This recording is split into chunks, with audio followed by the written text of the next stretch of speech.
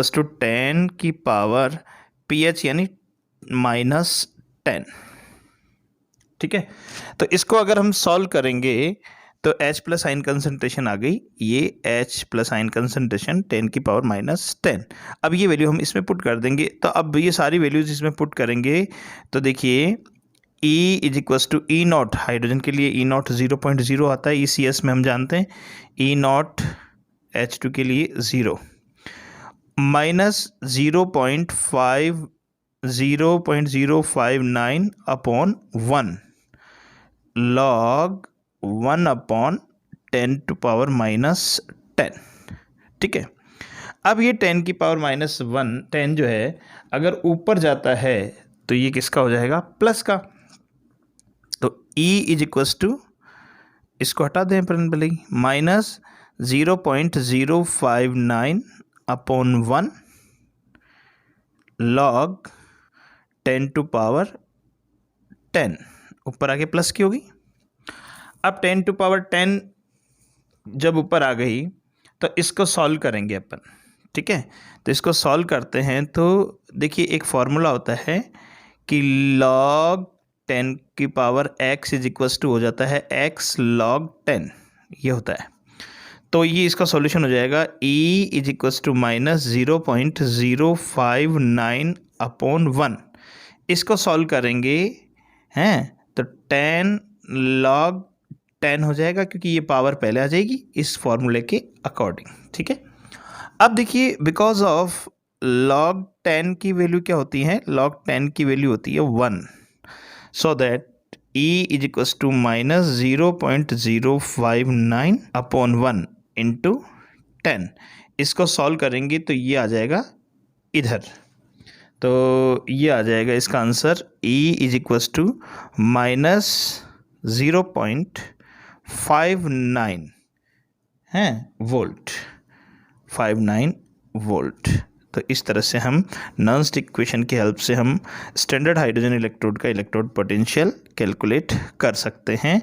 अगर उसकी concentration direct दे रखी हो तो H प्लस लिख दें, पीएच फॉर्म में दे रखी हो तो पीएच से H प्लस आयन कंसंट्रेशन में चेंज करके फिर लिख दें।